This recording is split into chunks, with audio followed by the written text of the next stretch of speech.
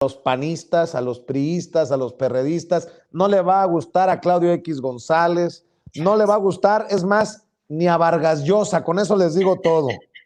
La CEPAL dice que hay más pobres en América Latina, tristemente, pero México es de los países menos afectados. La CEPAL explicó que la situación de pobreza en la región también está ligada a una inequidad en la distribución de la riqueza, lo cual se agravó con el coronavirus. Si bien reconoció que los gobiernos de al menos 7 países evitaron que incrementara el número de pobres gracias a una mayor designación de gasto social, señala que los esfuerzos aún no son suficientes y que una de las principales soluciones converge en en cobrarle más impuestos, pues, a las riquezas de los multimillonarios de la región. México creció solo un 2% sus índices de pobreza y pobreza extrema en el primer año de la pandemia, con lo que fue uno de los 4 países de América Latina menos afectados por los cambios sociales y económicos que perpetró el COVID-19, reveló un estudio de la Comisión Económica para América Latina y el Caribe, la CEPAL.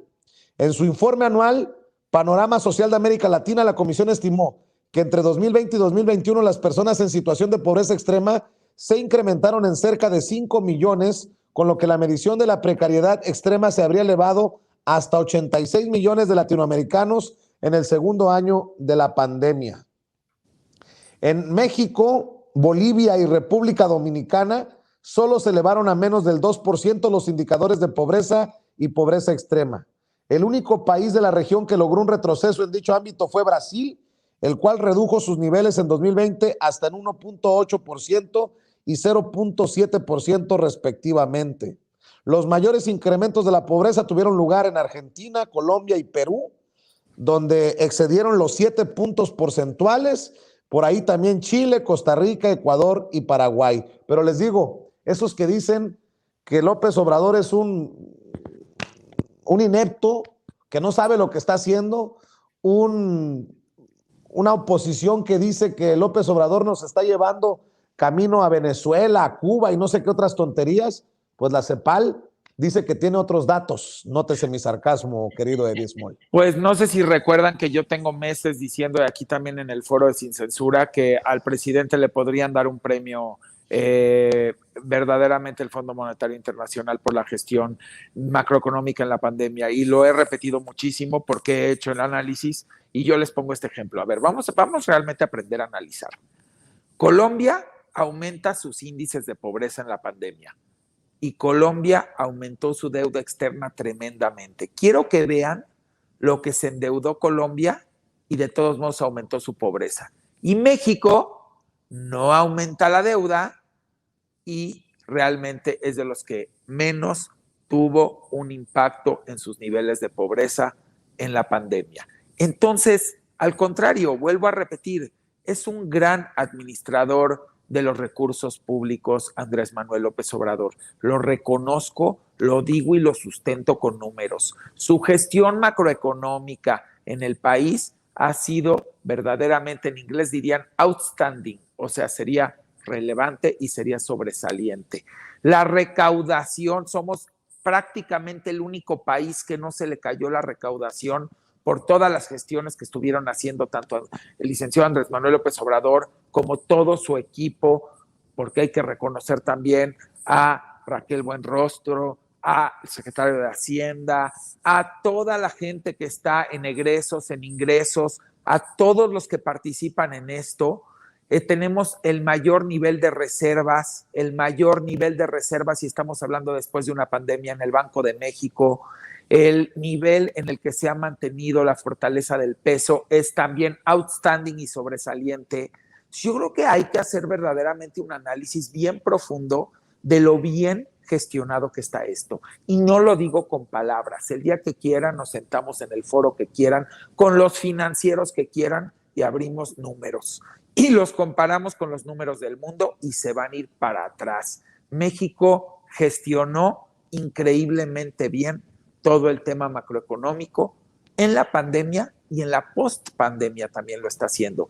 Y sobre el tema que mencionas, Vicente, de que se tiene que incrementar el nivel de contribución de las grandes riquezas y las grandes empresas en el mundo no solamente es una iniciativa de un país, es de México, es de Biden y es de la mayoría de los países. Y quiero comentarles algo y adelantárselos. En el siguiente foro económico de Davos se va a tocar el tema ya muy fuertemente, pero mucho más fuertemente, y ya hay un impulso muy grande por las naciones porque esto se le tome con seriedad, y próximamente van a venir nuevas medidas en los futuros años donde se van a poner de acuerdo los países y esto va a suceder.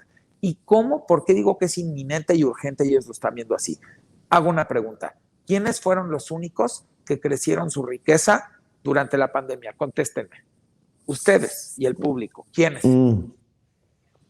¿Los multimillonarios Sí, en el sí, mundo? los ¿Los más ricos millonarios? del mundo son más ricos. A ver, ¿cómo se explican que no va a haber una desigualdad, una inequidad en el mundo si los que ya tenían un friego, o sea, billones, lograron hacer más billones, mientras que los que no tenían ni un pan para comer, cada día tienen menos? O los de la clase, de alguna manera también media, que perdieron todo su poder adquisitivo, porque esos de los billones, quiero decirlo, se dedicaron durante la pandemia a reducirle los sueldos a toda la gente. ¿Por qué si tienes billones y ya eres muy, muy rico, le reduces el sueldo a tus colaboradores? ¿Por qué no? Si te dedicas a decir que eres filántropo o filántropa, empieza por casa, si no eres finalmente oscuridad de tu casa y candil de la calle. ¿Por qué yo les pregunto?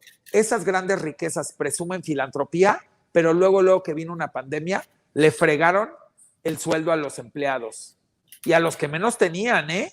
Y está demostrado, y esto fue mundial. ¿Y por qué corrieron a tanta gente? ¿Qué no se supone, y no es filantropía, que lo primero es que tendría que haber apoyado eso? A mí que no me vengan. Claro que tiene razón el mundo, claro que tienen razón los grandes mandatarios. Se tiene que corregir esto y sí tiene que haber una mayor contribución hacia las grandes riquezas y hacia las grandes empresas, y tiene que haber una legislación mucho más fuerte a nivel mundial en el tema de que cuando nos vuelva a pasar esto, porque no lo sabemos, no pueden agarrar las grandes fortunas y tronarse a la gente de que vive al día. No pueden, porque entonces ¿para qué andan diciendo eso de filantropía? Todo eso es falso. Filantropía, sí, a ver, un filántropo que le quita dinero a sus propios empleados, los que le hacen que se vuelva millonario, ¿les suena congruente a ustedes?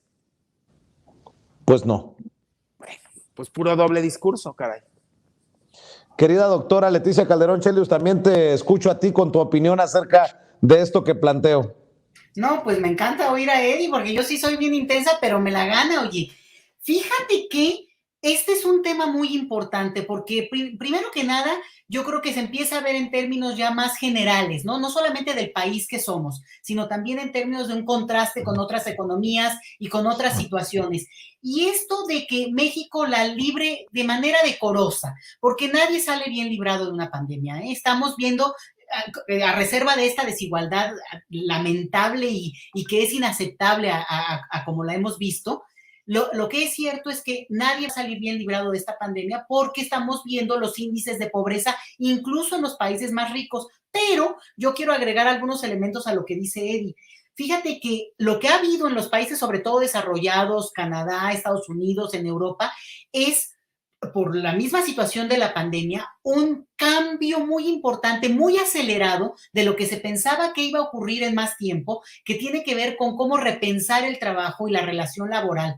Y una de las cuestiones, esto que es lo virtual, ha tenido un impacto muy fuerte en la gente más grande, en una digamos, gente que se jubiló de manera anticipada al tiempo que le tocaba, un par de años, pero ya con eso empieza a bajar el número de gente empleada. Después, por el contexto de la pandemia, gente que al trabajar a distancia también se dio cuenta que no era prescindible, que no estaba apoyado por su empleador, que le podían, como dice Eddie, rebajar sin ningún problema el salario de un día para el otro o decirle, nos vemos en 6 meses y ahí a ver cómo te rascas las uñas, ¿no? Entonces, todo eso que empezó a causar esta situación de no compromiso, de no tener también, digamos, un vínculo que se pensaba que tenía una cierta lealtad, pues lo que hizo es que cambió en millones de personas, y lo repito, millones de personas en el mundo que o han renunciado para emplearse en otras maneras, pero han renunciado a los trabajos que tenían y por tanto hay una necesidad de mano de obra en muchos de estos países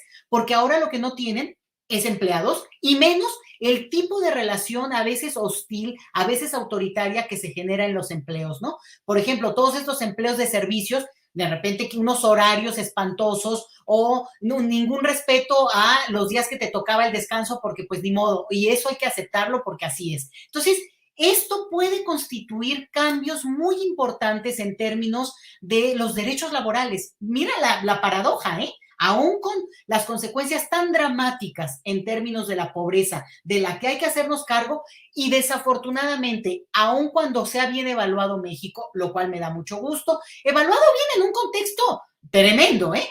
Pero el problema es que si el vecino es pobre o el vecino de más allá salió mal librado, y pensé en Colombia cuando hablabas de los países más afectados, sí, porque Colombia no solamente les impusieron un plan tremendo en términos económicos, sino además los reprimieron mortalmente. Acuérdense que se hablaba de esto y de repente es tan coyuntural la nota que ya se nos olvida, pero los jóvenes saliendo a las calles, sobre todo en Medellín, y saliendo a las calles y masacrándolos brutalmente. Entonces, ¿qué tenemos? Que esas economías que no hayan gestionado un poco mejor su situación pandémica, pues van a tener una alta migración, Vicente. Y México es el camino rumbo al norte. Entonces, es importante verlo así, porque también nos hace comprender más este proceso, pero al mismo tiempo tener más solidaridad y empatía, porque no es una cosa solo de que, ay, pues si a mí me va menos mal, pues me tiene sin cuidado lo que le pase al de junto. No, somos seres humanos y las consecuencias nos van a llegar por uno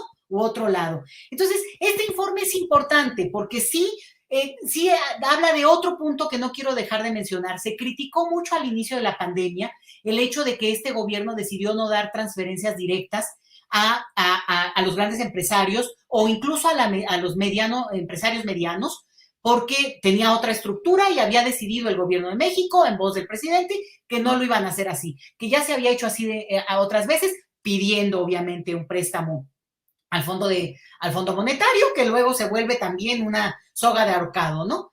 Y justo leyendo este libro, que yo les recomiendo mucho, a mí me ha servido mucho, el de Hernán Gómez y Blanca Heredia, que coordinan ellos. Hay un artículo muy interesante que habla de cómo ya había empezado un proyecto de dar recursos, avanzar en estos proyectos que van dirigidos a las personas, y al no tener intermediarios, esto había generado ya una estructura que, bueno, a la hora de la pandemia permitió que fluyera un tipo de liquidez que ayudó de alguna manera, y también no hay que exagerarlo, pero de alguna manera a paliar un poco el impacto tan fuerte que otros sí están teniendo, Vicente. Entonces, pues me da mucho gusto y al mismo tiempo lo pongo en perspectiva y lo dejo dicho. No porque nos vaya un poquito menos mal, que bueno, no quiere decir que habrá consecuencias como humanidad que somos. Así es, doctora. ¿En dónde la pueden buscar a usted? ¿En dónde escribe? De hecho, mañana sale su columna en Sin embargo MX, ¿no? ¿En dónde más la buscan? Pues en mi cuenta de Twitter, @LetiChelius, y mañana sale mi columna y está picosita, Vicente, está picosita. ¿De qué se trata? ¿De qué se trata? No, mejor se la